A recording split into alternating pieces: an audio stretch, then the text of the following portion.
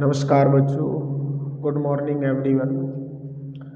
अभी परीक्षा सत्र 2022-23 में कम समय में कैसे पढ़ा जाए, इस समस्या के हल के लिए हमने जो शॉर्ट क्लास रखी है उस सिलसिले में आज हम आपको पाठ पढ़ाने जा रहे हैं। पाठ नंबर 11।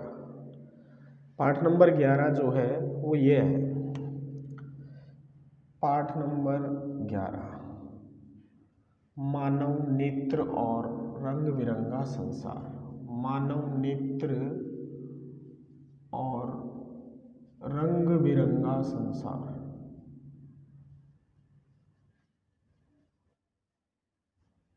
मानव नेत्र और रंग बिरंगा संसार।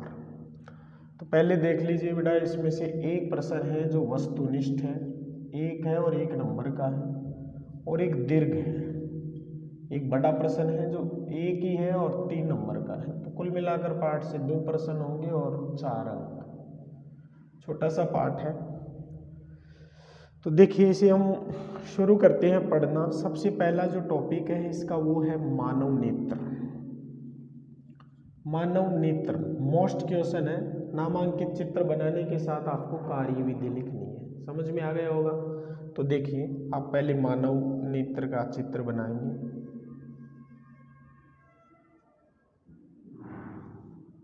चित्र बनाते हुए ध्यान रखना, कई बच्चे क्या करते हैं, ये जो पक्षाम्बी पेशियां हैं इनको इधर लगा देते हैं और वो गाजर सी बन जाती है, गाजर सलगम सी बन जाती है। तो आप ध्यान रखें कि ये वाला भाग रेटिना है, तो आप इसको ऐसे न करें।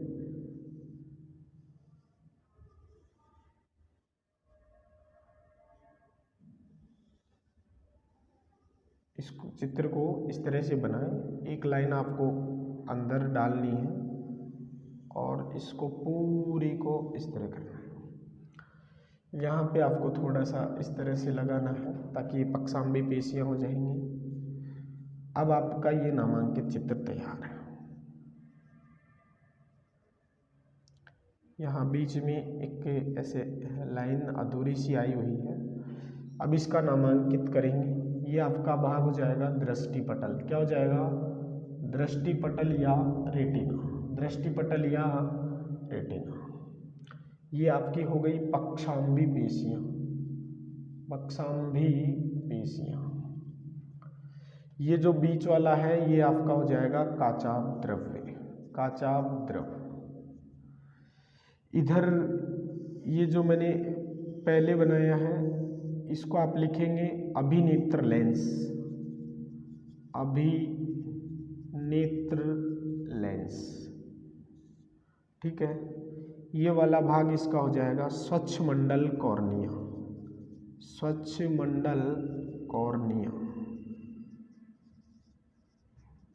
इसके पीछे गहरा पेशीय डायाफ्राम होता है जिसे हम लिखते हैं परितारिका। क्या लिखते हैं? परितारिका। इन्हें आप लिखेंगे दृक तंत्रिकाएं।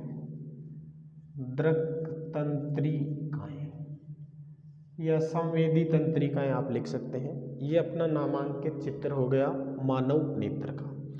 अब मानव नेत्र कैसे कार्य करता है इसकी कार्यविधि समझिए। स्वच्छ मंडल कॉर्निया। आराम आराम से कार्यविधि सुनिए। पुतली से नियंत्रित प्रकाश। पुतली से नियंत्रित प्रकाश स्वच्छ मंडल कॉर्निया से प्रवेश करता है। स्वच्छ मंडल कॉर्निया से प्रवेश करता है। जैसे ही आँख में प्रवेश करता है तो इसका पूरा अपवर्तित होकर अंदर की ओर प्रवेश करता है। पूरा आँख का भाग प्रकाश अपवर्तन में मदद करता है और अपवर्तित प्रकाश अंदर जैसे ही प्रवेश करता है तो पीछे एक संरचना है जिसका नाम है परितारिका। कॉर्निया के पीछे एक गहरा पेशीय डायाफ्राम होता है जिसे परितारिका कहते हैं। और ये परितारिका पुतली की साइज को, यानी जो प्रकाश अंदर आया उसको नियंत्रित करती है। और नियंत्रित प्रकाश कहाँ आता है? नियंत्रित प्रकाश अभिनेत्र लेंस पर आपतित होता है। कहाँ आपतित होता है? अभिनेत्र लेंस पर आपतित होता है। और अभिनेत्र लेंस इसका वास्तविक उल्टा प्रतिबिंब कहाँ बनाता है? प्रतिबिंब रेटिना पर बनाता है। जैसे ही यहाँ से फोकसित प्रकाश आता है तो रेटिना के ऊपर जैसे ही प्रकाश पड़ता है तो एक आवेग उत्पन्न होता है, संवेदना उत्पन्न होती है, और ये आवेग इन दृक तंत्रिकाओं के द्वारा मध्य मस्तिष्क तक पहुंचा दिया जाता है। कहाँ पहुंचा दिया जाता है? मध्य मस्तिष्क तक पहुंचा दिया जाता है। मध्य मस्तिष्क इनकी व्याख्या करता है और हमें वस्तु दिखाई दे जाती। समझ में आ गया होगा। कार्यविधि, चित्र बनाना है। उपरोक्त चित्रानुसार पुतली से नियंत्रित प्रकाश स्वच्छमंडल कॉर्निया से प्रवेश करता है। प्रवेशित प्रकाश गहरी पेशीय डायाफ्राम संरचना होती है जिसे प्रतारिका कहते हैं। प्रतारिका पुतली की साइज को नियंत्रित करती है। नियंत्रित प्रकाश अभिनेत्र लेंस पर आपतित होता है। अभिनेत्र लेंस आपतित प्रकाश का प्रतिबिंब रेटिना पर बनाता है। कैसा बनाता है? वास्तविक और उल्टा प्रतिबिंब बनाता है। जैसे ही प्रतिबिंब बनता है तो इनसे लगी हुई दृक तंत्रिकाओं में एक आवेग उत्पन्न होता है और यह आवेग मध्य मस्तिष्क तक पहुंच जाता है। कहाँ पहुंच जाता है? मध्य मस्तिष्क। और मस्तिष्क इन आवेगों की संकेतों की व्याख्या करता है और हमें वस्तु दिखाई दे जाती है। हमें वस्तु दिखाई दे जाती है।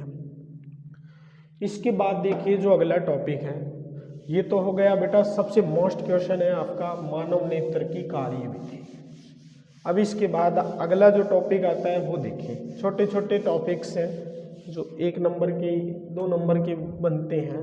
तो पहला टॉपिक देखिए आपका समंजन समता। समंजन समता। समंजन समता की परिभाषा सुनिए। मानव नेत्र लेंस की वह समता, मानव नेत्र लेंस की वह समता जो फोकस दूरी को समायोजित कर लेती है, जो फोकस दूरी को समायोजित कर लेती है। ये मानव की अनंत जो होती है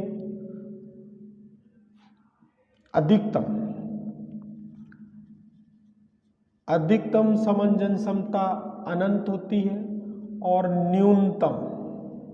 न्यूनतम होती है 25 सेंटीमीटर। एक टॉपिक क्लियर हो गया है। इसके बाद दूसरी जो परिभाषा है वो है मोतियाबिंद। कौन सी है? मोतियाबिंद। मोतियाबिंद में क्या है? सीधी सी परिभाषा है वयोवृद्ध अवस्था में, कहने का मतलब बुढ़ापे में, वयोवृद्ध अवस्था में नेत्र लेंस फूलकर दूधिया या धुंधला हो जाता है। नेत्र लेंस दूधिया या धुंधला हो जाता है। इस स्थिति को मोतियाबिंद कहते हैं। कई बच्चे क्या गलती कर रहे हैं, अभी जो टेस्ट लग रहे हैं इसमें गलती कर रहे हैं, आंख धोली हो जाती है। अरे भैया आंख धोली नहीं होती, समझ में आ रहा है? थोड़ा सा ध्यान रखिएगा, गलती नहीं होनी चाहिए। कहाँ? मोतियाबिंद की परिभाषा में क्या लिखेंगे कि वयोवृद्ध अवस्था में मानव नेत्र लेंस दूधिया या धुंधला हो जाता है। कैसा हो जाता है? दूधिया या धुंधला हो जाता है। इस स्थिति को हम क्या कहेंगे? मोतियाबिंद। क्या कहेंगे? मोतियाबिंद। आगे देखिए, आगे का जो टॉपिक है वो है नेत्र दोष। मानव नेत्र दोष। मानव नेत्र दोष। पहला देखिए निकट दृष्टि दोष। निकट दृष्टि दोष।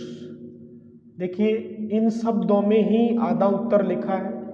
निकट दृष्टि दोष से पीड़ित व्यक्ति को, निकट दृष्टि दोष से पीड़ित व्यक्ति को निकट का दिखाई देता है, निकट का दिखाई देता है, निकट का दिखाई देता है, दूर का नहीं। दूर का दिखाई नहीं देता है, निकट का दिखाई देता है। इसका कारण क्या है? इसका कारण देखिए, कारण होगा प्रतिबिंब रेटिना पर न बनकर, रेटिना पे न बनकर रेटिना के आगे, आगे कहाँ? काचाभ द्रव्य में। आगे कहाँ बनता है? काचाभ द्रव्य में बनता है। प्रतिबिंब रेटिना पे न बनकर रेटिना के आगे काचाभ द्रव्य में बनता है, ये इसका कारण हो गया। अब आपसे पूछे कि इसका निवारण क्या होगा, तो निवारण में आप लिखेंगे अवतल लेंस। अवतल लेंस, अच्छी दृष्टि वाला अवतल लेंस का प्रयोग करेंगे। सीधा सा आंसर हो गया। इसके बाद आता है आपका दूर या दीर्घ दृष्टि दोष। दूर या दीर्घ दृष्टि दोष आ गया समझ में? सेम वही बात इसमें लिखनी है। दूर का दिखाई देता है, पास का नहीं। दूर का दिखाई देता है और पास का नहीं। यहाँ क्या लिखना है? प्रतिबिंब रेटिना पर न बनकर, रेटिना पर न बनकर रेटिना के पीछे बनता है। कहाँ बनता है? रेटिना के पीछे बनता है। समझ में आ गया होगा। अब रेटिना पे पीछे बनता है तो आगे का देख लेता है लेकिन पास का दिखाई नहीं देता। इसके निवारण के लिए आप क्या लेंगे? उचित दृष्टि वाला उत्तल लेंस। उचित दृष्टि वाला उत्तल लेंस का प्रयोग करेंगे। यहाँ तक आराम से समझ में आ गया। अंतिम जो दोष है वो देखिए, जरा दृष्टि दोष। जरा दृष्टि दोष, इसमें क्या होता है?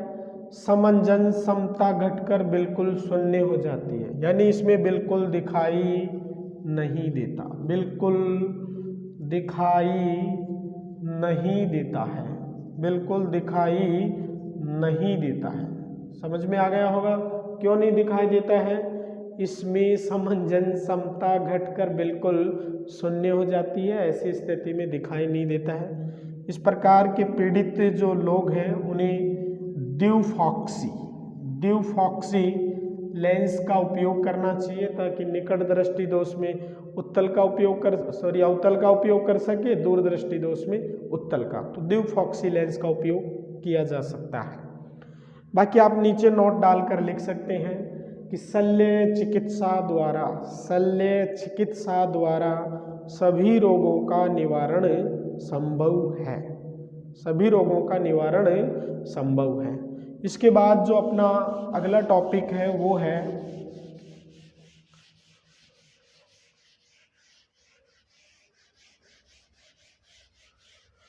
प्रिज्म से प्रकाश अपवर्तन। अगला जो टॉपिक है वो है प्रिज्म से प्रकाश अपवर्तन। इसका एक नामांकित चित्र है जो आप देखिए कैसे बनाएंगे। देखते जाइए, सिर्फ चित्र बनाना है नामांकित। ये एक प्रिज्म है। ये क्या है? प्रिज्म है।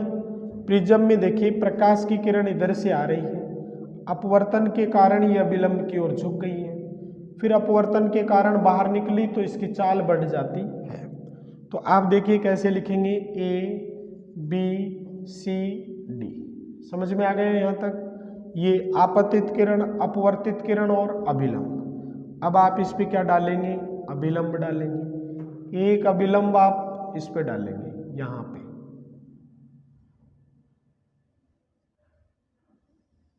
ये डल गया, ठीक है। अब इस अभिलंब से बनने वाला ये कोण नंबर 1 है, इससे बनने वाला ये कोण नंबर 2 है, इससे बनने वाला आपका ये कोण नंबर 3 है। और अगर अपवर्तन नहीं होता तो इनको इधर जाना होता, इसको इधर जाना होता, और इनके काटने से जो कोण बनेगा हमने इसको कोण नंबर 4 लिखा है। समझ में आ गए कैसे बना चित्र? समझ में आ गया ना पूरी तरह? अब आपको इसमें क्या क्या लिखना है? ए बी आपतित किरण है। ए बी क्या है? आपतित किरण, ठीक है। बी सी क्या है? अपवर्तित किरण। बी सी क्या है? अपवर्तित किरण। सी डी क्या है? निर्गत किरण। सी डी क्या है? निर्गत किरण। A B C D. इसके बाद देखिए कोण नंबर 1 आपतन कोण। कोण नंबर 1 क्या है? आपतन कोण। कोण नंबर 2 क्या है? अपवर्तन कोण। कोण नंबर 3 क्या है? निर्गत कोण। निर्गत किरण से बनने वाला कोण निर्गत कोण। ठीक है। कोण नंबर 4 क्या लिखा? विचलन कोण। विचलन कोण किसे कहते हैं? कि प्रकाश अपवर्तन के कारण प्रकाश किरण कितनी विचलित होती है। समझ गए? वो तो आपकी विचलित किरण हो जाएगी और कितना विचलन होता है ये विचलन कोण हो जाएगा। तो ये आपका क्या हो गया? विचलन कोण। और आप इसे इस तरह से लगा के नंबर और डाल सकते हैं 5। तो ये 5 नंबर का हो जाएगा आपका प्रिज्म कोण। क्या हो जाएगा? प्रिज्म कोण। तो ये एक 3 नंबर का एक अच्छा क्वेश्चन बन सकता है, बोर्ड वाला पूछ सकता है। प्रिज्म से प्रकाश अपवर्तन का नामांकित चित्र बनाइए। तो आपको ये चित्र बनाना है।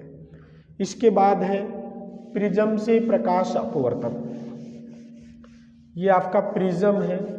जब प्रकाश किरण किसी पारदर्शी माध्यम से गुजरती है, देखिए जब प्रकाश किरण किसी पारदर्शी माध्यम से गुजरती है तो वह 7 रंगों में विभक्त हो जाती है। कितने रंगों में विभक्त हो जाती है? 7 रंगों में। ये प्रैक्टिकल सर आइजक न्यूटन ने किया।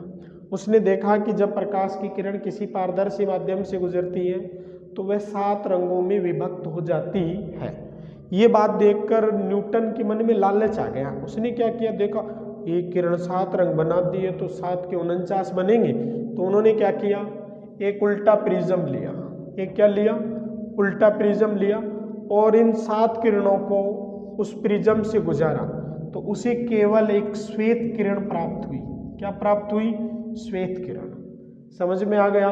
न्यूटन ने नोट डालकर लिख दिया कि सूर्य की प्रकाश की किरण केवल 7 रंगों से मिलकर बनी होती है। कितने रंगों से मिलकर बनी होती है? केवल 7 रंगों से। समझ में आ गया? ये न्यूटन का प्रयोग था। प्रश्न पूछ सकता है प्रयोग द्वारा समझाइए कि प्रकाश किरण 7 रंगों से मिलकर बनी होती है। तो आपको ये चित्र और वैसे बताना है। कौन कौन से हैं 7 रंग? तो वो आप अच्छे से याद करेंगे। याद करने का ट्रिक्स है बे, जा, नी, है, पी, ना, ला। एक एक शब्द और लिख दीजिए। बैंगनी, जामुनी, नीला, हरा, पीला, नारंगी और लाल। नारंगी, लाल। इनमें 2-3 छोटी छोटी बातें हैं। पहले इसमें 2 बार अंडरलाइन करो। एक बार का मतलब सर्वाधिक तरंगदैर्घ्य। सर्वाधिक तरंगदैर्घ्य किसका होता है? लाल रंग का। फिर दूसरा सबसे कम प्रकीर्णित रंग। सबसे कम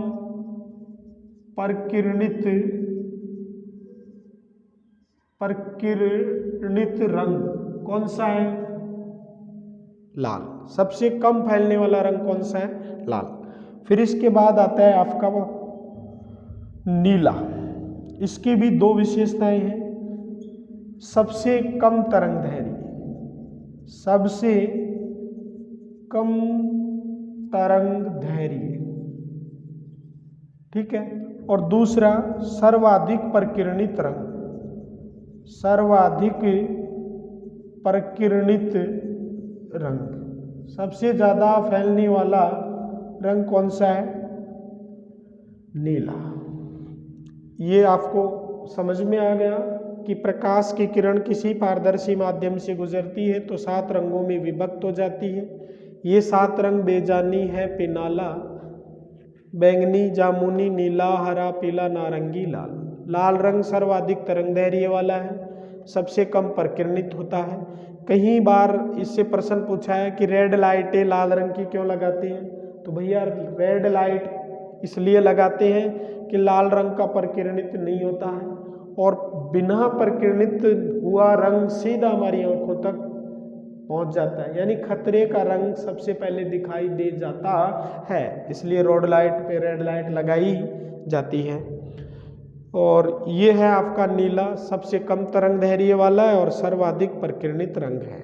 इसके बाद जो आगे का टॉपिक है बेटा वो है आपका इंद्रधनुष। आगे का जो टॉपिक है वो क्या है, इंद्रधनुष का बनना। कि इंद्रधनुष कैसे बनता है तो वो देखिए। इंद्रधनुष, इंद्रधनुष आपने खूब देखा होगा बेटा, बारिश के दिनों में दिखाई देता है। पहली कंडीशन यही है, बारिश के दिनों में दिखाई देता है। सिंचाई करते समय फुहारा से जो सिंचाई करते हैं उसमें भी दिखाई देता है, लेकिन ध्यान रखना ये हमेशा सूर्य की विपरीत दिशा में ही दिखाई देता है। कहाँ दिखाई देता है, सूर्य की विपरीत दिशा में। तो देखिए विपरीत दिशा में कैसे बनेगा, इधर ये आपका क्या है, सूर्य है, ये बारिश के बाद आ गया है गलती से। तो बारिश के जस्ट बाद वायुमंडल में क्या रहती है, पानी की बूंदें रहती है। ऐसे पानी की बूंदें तैरती रहती है। जैसे ही सूर्य का प्रकाश आता है तो वो इन बूंदों से गुजरता है। कहाँ से गुजरता है, इन बूंदों से। और ये बूंद क्या करती है, एक छोटे प्रिज्म की भांति व्यवहार करती है। छोटी प्रिज्म की भांति व्यवहार करती है। तो जैसे ही प्रकाश किरण प्रिज्म से गुजरती है तो 7 रंगों में विभक्त हो जाती है। वैसे प्रत्येक बूंद 7 रंग, प्रत्येक बूंद 7 रंग के छोटे छोटे स्पेक्ट्रम या संरचना का निर्माण करती है। और ये छोटी छोटी सतरंगी संरचनाएं मिलकर एक बड़े स्पेक्ट्रम या बड़ी संरचना का निर्माण करती है, जिसे हम क्या कहते हैं, इंद्रधनुष कहते हैं। क्या कहते हैं, इंद्रधनुष। क्या लिखना है, बरसात के बाद सूर्य की उपस्थिति में, सूर्य की विपरीत दिशा में बनता है। ध्यान रखना, उपस्थिति और विपरीत दिशा में बनता है। इसमें क्या होता है, जब प्रकाश की किरण बारिश के बाद आती है तो बारिश की बूंदें वायुमंडल में रहती है। प्रत्येक बूंद एक प्रिज्म का व्यवहार करती है, प्रिज्म की तरह कार्य करती है। और जब बारिश की बूंद से प्रकाश गुजरता है तो वो 7 रंग की पट्टिकाओं में विभाजित होता है। और ये छोटी छोटी पट्टिकाएं मिलकर एक बड़ा स्पेक्ट्रम या बड़ी संरचना बनाती है, जिसे हम क्या कहते हैं, इंद्रधनुष। क्या कहते हैं, इंद्रधनुष। इसके बाद देखिए अगला टॉपिक। अगला जो टॉपिक है वो है बेटा वायुमंडलीय अपवर्तन। अगला जो अपना टॉपिक है वो क्या है, वायुमंडलीय अपवर्तन। वायुमंडलीय अपवर्तन। वायुमंडलीय अपवर्तन क्या है, सीधी सी परिभाषा है कि वायुमंडल में क्या है, ये जो वायुमंडल है इसमें विभिन्न गैसें, धूल कण, जल वाष्प, विभिन्न गैसें, धूल कण, जल वाष्प, समझ में आ रहा है। जब प्रकाश की किरण इनसे गुजरती है, प्रकाश किरण वायुमंडल में उपस्थित जल वाष्प, धूल कण, गैसों की विभिन्न परतों से गुजरती है तो निरंतर अपवर्तित रहती है, निरंतर अपवर्तित होती रहती है। प्रकाश की इस घटना को वायुमंडलीय अपवर्तन कहती है। समझ में आया वायुमंडलीय अपवर्तन क्या है।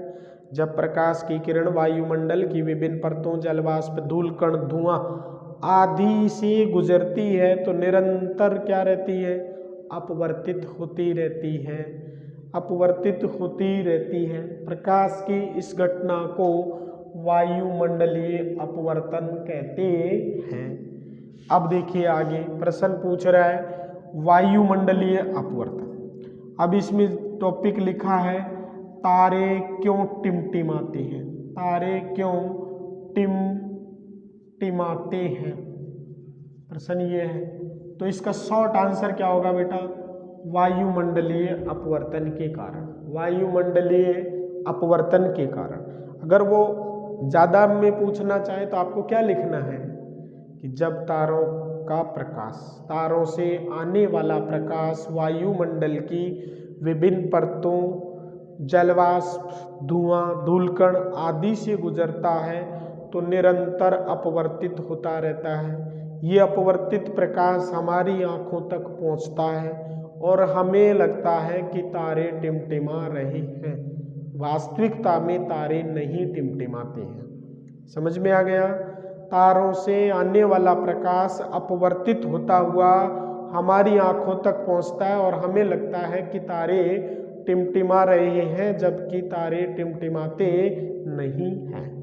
इसके बाद अगला जो टॉपिक है कि ग्रह क्यों नहीं टिमटिमाते, ग्रह क्यों नहीं टिमटिमाते। तो इसके लिए 3 शब्द है छोटे छोटे। पहला, स्वयं प्रकाश उत्सर्जित नहीं करते, स्वयं प्रकाश उत्सर्जित नहीं करते, उत्सर्जित नहीं करते। कारण नंबर 2, ये पृथ्वी के नजदीक है, पृथ्वी के नजदीक है। कारण नंबर 3, सूर्य से आने वाले प्रकाश का परावर्तन, सूर्य के प्रकाश का परावर्तन भी इतना नहीं करते कि वो पृथ्वी तक पहुंच सके, इतना नहीं करते कि वह पृथ्वी तक पहुंच सके। समझ में आ गया? ये 3 कारण है। स्वयं प्रकाश उत्सर्जित नहीं करते, दूसरा पृथ्वी के नजदीक होते हैं, तीसरा सूर्य के प्रकाश का परावर्तन भी इतना नहीं करते कि वो हम तक पहुंच सके। समझ में आ गया होगा? इन 3 कारणों से ग्रह नहीं टिमटिमाते हैं। इसके बाद जो आपका है अगला जो टॉपिक है वो है बेटा प्रकाश प्रकीर्णन। कौन सा टॉपिक है? प्रकाश प्रकीर्णन। प्रकाश प्रकीर्णन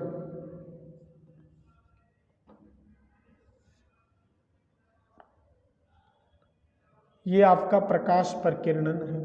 इसकी छोटी सी परिभाषा है। प्रकाश प्रकीर्णन क्या है? वही परिभाषा है जो पहले पढ़ ली है। जब प्रकाश की किरण वायुमंडल की विभिन्न परतों से, धूल कणों, जल वाष्प आदि से गुजरती है, मतलब उनके समक्ष जैसे ही आती है तो उनसे टकराकर चारों दिशाओं में फैल जाती है। समझ में आ रहा है? प्रकाश किरण जब वायुमंडल की विभिन्न परतों, धूल कणों, जल वाष्प आदि से टकराकर चारों दिशाओं में फैलने की प्रक्रिया को प्रकाश प्रकीर्णन कहते हैं। समझ में आया? कैसे? ये हो गया आपका प्रकाश प्रकीर्णन। अगर प्रकाश की किरण वायुमंडल में टकराकर फैलती नहीं तो पृथ्वी से जीवन समाप्त हो जाता, क्योंकि प्रकाश सीधा आता, सबके बोंगड़े सिक जाते। समझ रहे हो ना बात को? लेकिन ऐसा नहीं होता है। प्रकाश की किरण विभिन्न परतों, धूल कणों, वाष्प, जल, जितना भी वायुमंडल का आवरण है उससे टकराकर प्रकाश चारों दिशाओं में फैल जाता है। इसे हम प्रकाश प्रकीर्णन कहते हैं। क्या कहते हैं? प्रकाश प्रकीर्णन। इसकी एक घटना है जिसे हम कहते हैं टिंडल प्रभाव। क्या कहते हैं? टिंडल प्रभाव। अब टिंडल प्रभाव क्या है अच्छे से समझ लो। जब प्रकाश की किरण वायुमंडल से गुजरती है या वायुमंडल में प्रवेश करती है तो धूलकण, जलवाष्प वायु की विभिन्न परतों से टकराकर चारों दिशाओं में फैल जाती है। चारों दिशाओं में फैलता हुआ प्रकाश एक किरण पुंज के रूप में दिखाई देता है। किसके रूप में दिखाई देता है? किरण पुंज के रूप में, कोलाइडल कणों के रूप में या एक गुच्छ के रूप में हमें दिखाई देता है। इस प्रभाव को हम क्या कहते हैं? टिंडल प्रभाव। आप इसे सर्दियों में देख सकते हैं, जैसे पेड़ों के बीच से सूर्य का प्रकाश आ रहा है तो आपको एक वाइट सा पाइप की तरह दिखाई देता है। यानी कि प्रकीर्णित कणों के द्वारा प्रकीर्णित प्रकाश एक संरचना किरण पुंज बनाता हुआ दिखाई देता है। इस संरचना या किरण पुंज को ही हम क्या कहते हैं? टिंडल प्रभाव। क्या कहते हैं? टिंडल प्रभाव। इसके बाद देखिए, प्रकाश प्रकीर्णन के बाद दूसरी जो घटना है वो ये है कि सूर्य 2 मिनट पहले दिखाई दे जाता है और सूर्यास्त 2 मिनट बाद होता है। कितने? 2 मिनट बाद होता है। तो देखिए कैसे होता है, जैसे ये अपना पृथ्वी है, ये क्षितिज है, जैसे ही इस सघन माध्यम से सूर्य बाहर आता है तो अविलंब से दूर हट जाता है। कैसे हटता है वो ध्यान रखिएगा। सघन माध्यम से प्रकाश किरण विरल माध्यम में प्रवेश करती है तो वो अविलंब से दूर हट जाती है। अविलंब से क्या होता है? दूर हट जाती है। और वास्तविक सूर्य से पहले 2 मिनट पहले ही हमें आभासी सूर्य दिखाई दे जाता है। समझ में आया? जब प्रकाश किरण वायुमंडल में प्रवेश करती है, यानी सघन माध्यम से विरल माध्यम में आती है, तो सूर्य अविलंब से दूर हट जाता है और हमें 2 मिनट पहले दिखाई दे जाता है। इधर आइए, ये विरल माध्यम है और ये आपका सघन माध्यम है। जब विरल माध्यम में से प्रकाश की किरण सघन माध्यम में प्रवेश करती है तो ये अविलंब की ओर झुकती है और इसके झुकने के कारण हमें 2 मिनट देर तक भी सूर्य दिखाई देता है। वास्तविक सूर्य के चले जाने के बाद आभासी सूर्य 2 मिनट देर तक भी दिखाई देता है। तो आपने क्या समझा और क्या सीखा कि आभासी एवं वास्तविक स्थितियों के कारण सूर्य 2 मिनट पहले आता है और 2 मिनट बाद तक जाता है। पूछ ले कि औसत दिन में कितना समय बढ़ जाता है, तो आंसर होगा 4 मिनट। 4 मिनट का प्रकाश बढ़ जाता है। इसके बाद जो अगली घटना है वो देखिए आप। अगली घटना है घटना नंबर 1। स्वच्छ आसमान का रंग नीला क्यों दिखाई देता है? स्वच्छ आसमान का रंग नीला क्यों दिखाई देता है? नीला क्यों दिखाई देता है? ठीक है। दूसरी एक और घटना है कि सूर्योदय व सूर्यास्त, सूर्योदय और सूर्यास्त के समय सूर्य लाल क्यों दिखाई देता है? क्यों दिखाई देता है? घटना कितनी हो गई? 2। आंसर एक ही है। क्या आंसर होगा? समझ गए होंगे। जब सूर्य क्षितिज से बाहर आता है, क्षितिज से बाहर आता है तो क्या होता है? रंगों का विक्षेपण होता है। रंगों का क्या होता है? विक्षेपण। सभी 7 रंगों को फैलाता है। समझ में आ गए? सभी 7 रंगों का विक्षेपण या परकिरणन होता है। क्या होता है? परकिरणन होता है। तो ये जो 7 रंग है जैसे ही फैलते हैं तो कम तरंग दैर्घ्य वाला नीला रंग क्या होता है? ये सर्वाधिक परिकिरणित हो जाता है। सर्वाधिक परिकिरणित हो जाता है। और जब ये सर्वाधिक परिकिरणित होता है तो संपूर्ण वायुमंडल में नीला ही रंग फैल जाता है और ये नीला रंग हमारी आंखों तक पहुंच जाता है और हमें संपूर्ण वायुमंडल नीला दिखाई देता है। क्या समझे? जब सूर्य के रंगों का विक्षेपण या परिकिरणन होता है तो कम तरंग दैर्घ्य वाला नीला रंग सर्वाधिक परिकिरणित होता है और सर्वाधिक परिकिरणित होने के कारण आसमान में चारों तरफ नीला रंग बिखर जाता है और हमें संपूर्ण आसमान का रंग नीला दिखाई देता है। समझ में आ गया? इसके बाद दूसरा जो आपका टॉपिक है वो देखिए अच्छे से। सूर्योदय और सूर्यास्त के समय लाल रंग क्यों दिखाई देता है? तो ये घटना दोबारा लिखनी है कि जो सूर्य जब क्षितिज से बाहर आता है तो सभी 7 रंगों का क्या हो जाता है? परिकिरणन या विक्षेपण हो जाता है। तब क्या होता है? कम तरंग दैर्घ्य वाले नीले रंग का परिकिरणन सर्वाधिक हो जाता है और अधिक तरंग दैर्घ्य वाले नीला रंग फैल गया। अब आपको इसमें क्या लिखना है? अधिक तरंग धैर्य वाला, अधिक तरंग धैर्य वाला लाल रंग, जिसका सबसे कम प्रकीर्णन होता है, यानी फैलता नहीं है। तो सबसे कम प्रकीर्णित रंग, अधिक तरंग धैर्य वाला लाल रंग हमारी आंखों तक पहुंच जाता है। जब रंगों का विक्षेपण होता है तो कम प्रकीर्णित अधिक तरंग धैर्य वाला लाल रंग हमारी आंखों तक पहुंच जाता है, इसलिए उगता हुआ और जाता हुआ सूर्य लाल लाल दिखाई देता है। तो ये था बच्चों आपका पाठ नंबर 11, मानव नेत्र और रंग बिरंगा संसार। एक लाइन बीच में दे रखी है कि किन रोगों से पीड़ित लोग नेत्रदान नहीं कर सकते, तो आप इसमें आनुवांशिक रोग याद नहीं है तो सीधा सा क्या लिखेंगे? आनुवांशिक रोग। फिर आपको रोग याद है तो आप लिखेंगे धनुस्तंभ, लेकुमिनिया, रेबीज।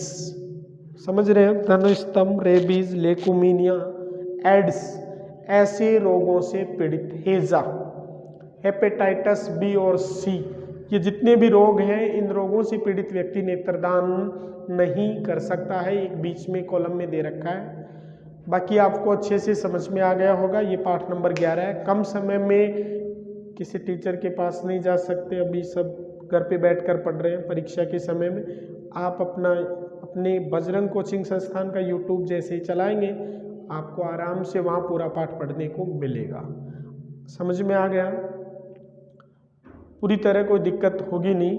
आप अपने दोस्तों को भी बताइए ताकि उनका भी भला हो। अभी समझ गए होंगे? हाँ, पढ़ लीजिए, अभी भी समय है।